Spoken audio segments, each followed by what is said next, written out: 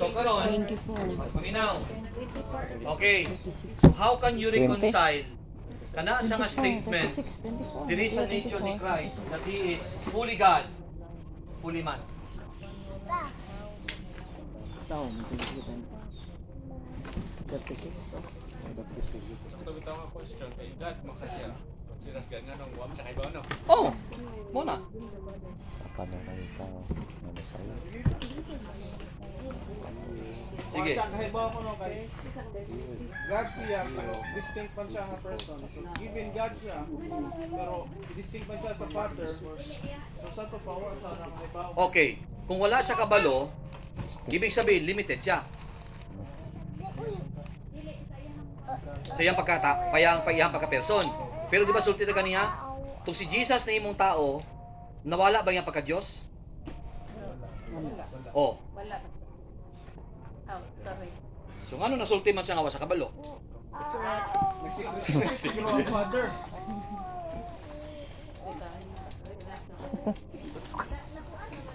Tawa na imong itlog diha, day.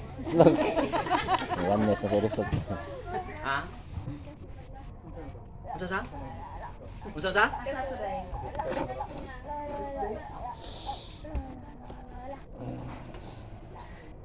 So that's why kani na because nganong gi ano na nako, nganong gi appeal na nako diha sa atong discussion ang Matthew 24. Because that is one of the passages nga ginagamit sa kritiko to question the hypostatic union of Christ.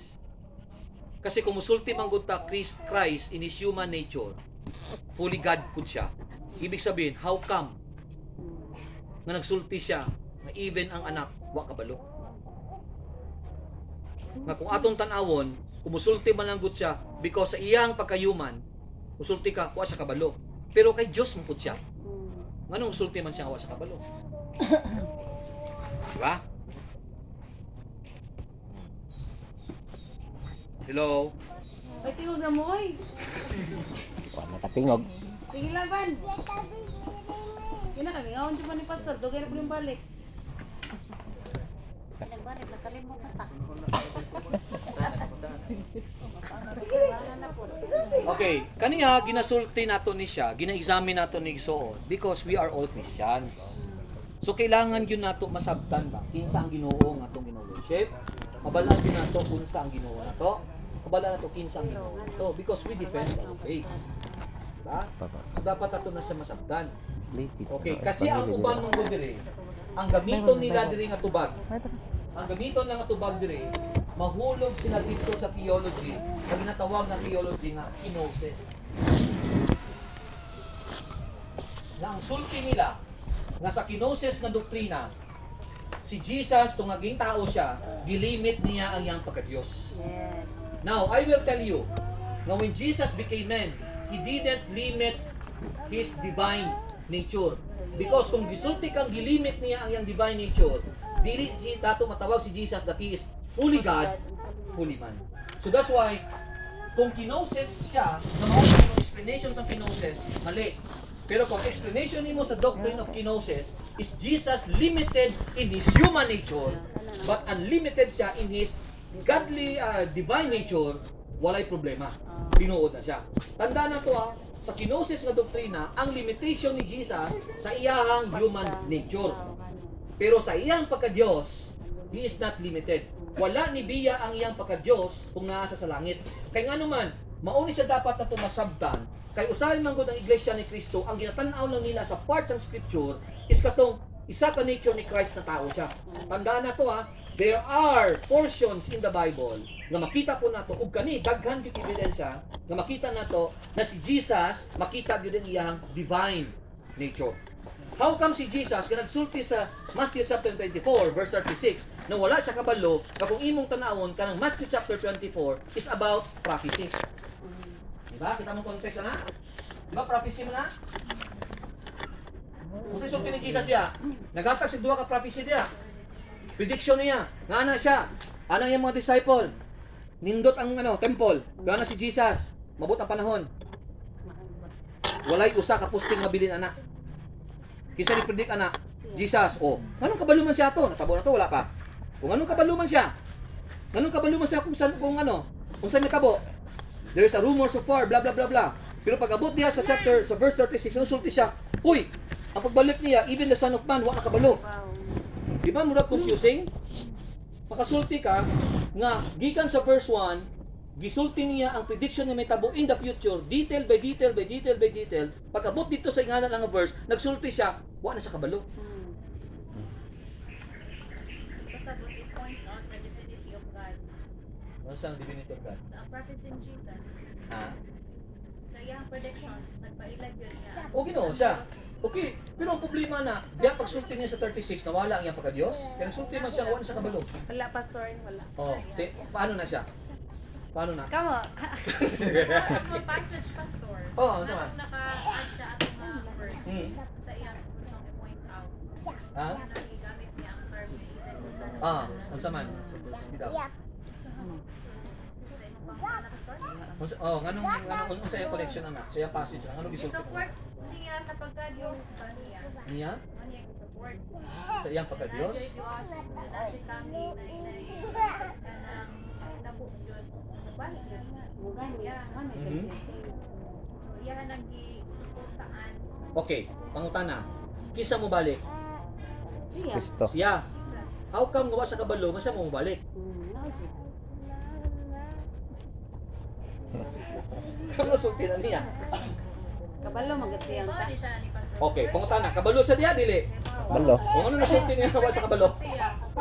Ha? Parable man ni Pastor. Ha? Parable. Parabo. Dili prophecy. Pili ay. Prophecy. Parable of the fig tree of O fig tree. Nagamit sa fig tree, pero ang iyang ang iyang kana siya nga isensya kanang verse 36 is that a parable.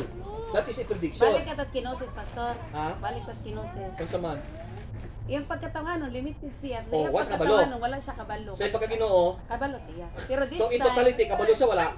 kabalo siya. Sa iyang pagka-Diyos, kabalo siya. Pero Oh, kung sa iyang pagkatao, sa iyang pagkatao, wa sa kabalo. Langos wala ta. Okay, may nama. Sa iyang pagkatao, wala sa kabalo. Sa mga Sa iyang pagka-Diyos, wala sa kabalo siya. Therefore I conclude kabalo siya. As agad. As a tao, wala. So unsa ba siya? Kabalo siya ba o wala? Kabalo. So tong resulti niya as human being siya, kabalo siya, wala. This time, pastor, gigamit niya ang iyang pagkatanganon. Gigamit. Pastor kay Baon ni siya. Oh. Yan ang gigamit para pagpasabot sa mga tao. Oh. Oh, di. Point out yun ang pagka-Diyos sa Ginoo nga wag ginasayo. Mm.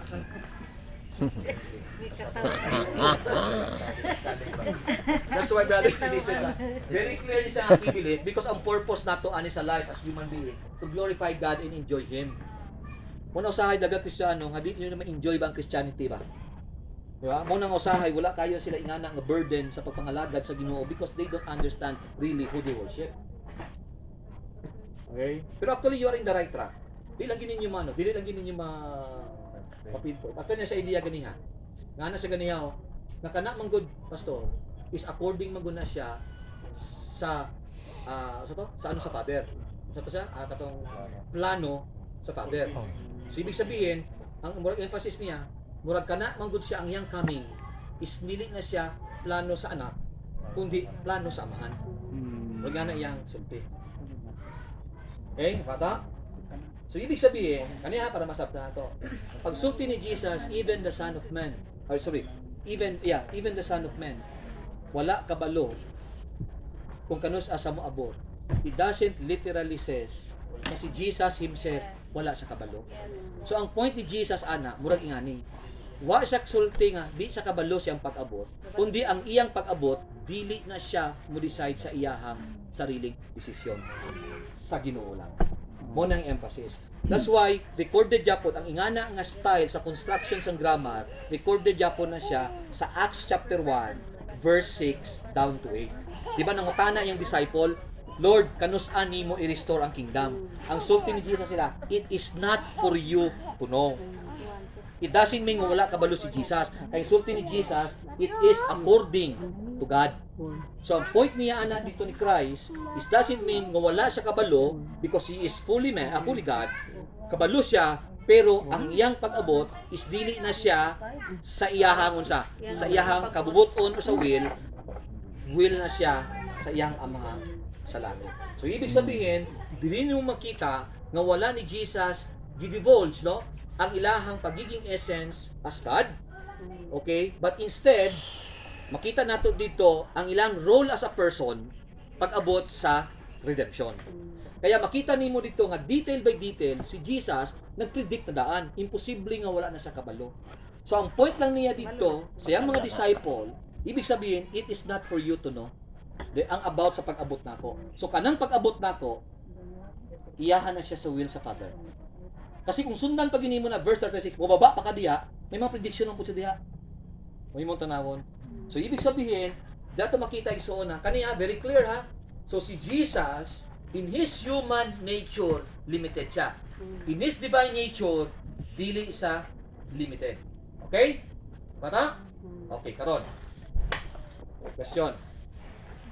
Kung nabuhi si Jesus, asa siya to? Kung nabuhi si Jesus sa unang panahon, asa siya? Asa siya nga lugar? Kapag nagtawag siya? Asa siya? Bethlehem. Asa siya nagministry? I-general lang ninyo. Asa ministry sa nga lugar? Kung sa nga country? Israel. Israel. Okay. So, ibig sabihin, si Jesus nasa Israel. Okay. Di ba may doctrine about kay God that God is omniscience? God is omnipresent. Kung gusto ka God is omnipresent, asa siya? Okay. Kung si Jesus, asa siya to? Nasa Israel. Okay, pangutana. Omnipresent ba siya? Dili.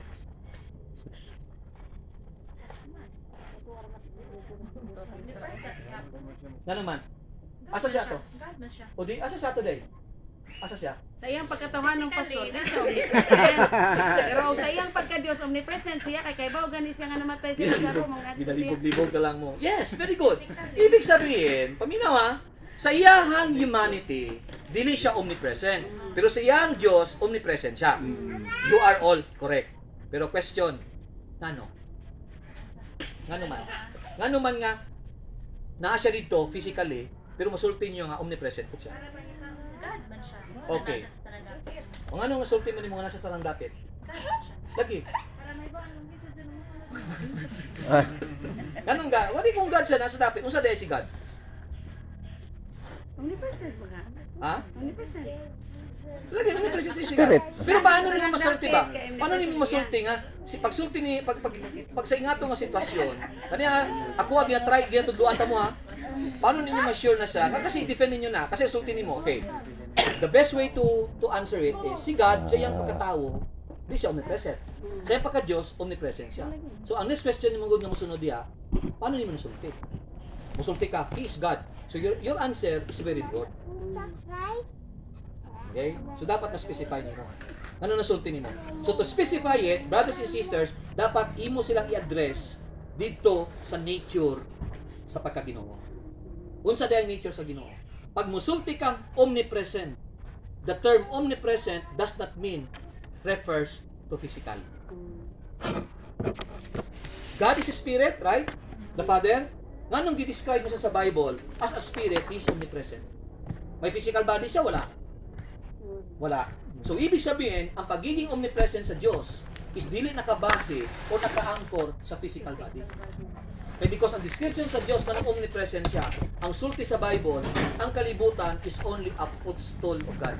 So, ibig sabihin, ang Ginoo, by nature, dili nimo siya pwede i-contain because He is God. And dapat, ingana ang flow ninyo sa inyong dagat. So, nakata? So, si Jesus, yes, limited siya in His physical body, pero tandaan na to that He is God, so being God, sa iyang divinity, so di nimo siya pwede i-contain. Okay? Because Jesus is omnipresent. Kaya pagka-omnipresent, dili na siya mag-matter sa physical body. Nakuha? Okay, so ingana ang Kung puli man siya, puli po kuan. Asa mo dyan sa karon? asa sa karon? Asa na siya karon? Langit. Okay, punta na, simple lang. Ito sa earth. Oh. Kasi punta na nimo nga asa karon. Omnis. Jesus? Asa sa karon? Ya, puli man siya nga, puli God. Okay, asa- Punta na asa mo dyan siya. Asa sa karon? Kay puli man na po siya. Kaya so gani. ako siya sa kalibutan. Dili, asa sa karon? Para nimo asa kuno ka. Ay, Asa kung lagi siya. sa tong kamo Ha? sa Dios ate Ad O sa heaven siya. O di naman na sa heaven. Problema mo anak. Problema May na anak. Wala siya sa earth. Oo. Di siya problema to. Kaya di ba siya kaya man siya?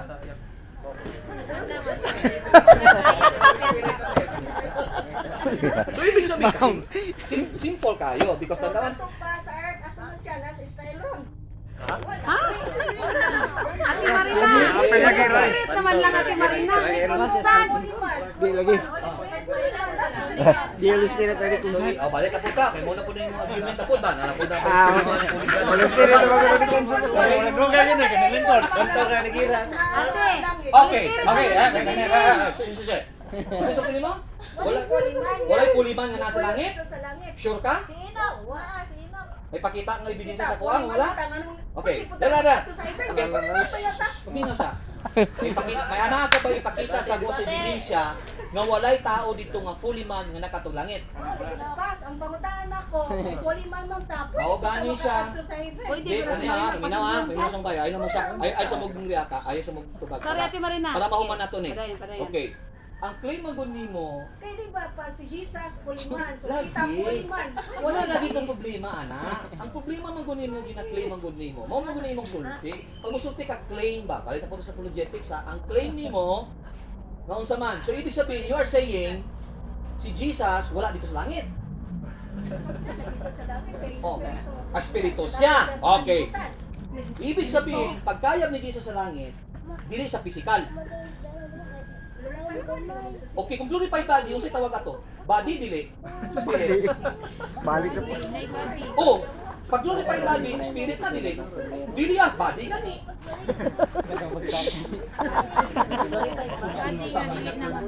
Ano magulo? Glorified, ginawa, glorified body. Ibig sabihin, ang body niya, glorified. Pag musulti kang glorified, ano sa meaning sa glorified? Dili mabulok. Oh, di mo sa to. Spirit body. Kung saan dili mabulok, spirit o body? Wala sa gisulti dito, glorified spirit. Ang sulti siya ha, glorified body. So ang body yung sa? Lawas. Oh, di. Kung saan sa pagsaka dito? Lawas. Wala. Lawas. Kaya ba nas Bible nga ang Ginoo Espiritu? Espiritu to, dati. Dalisin. Pero pagbaba niya, nagtao siya.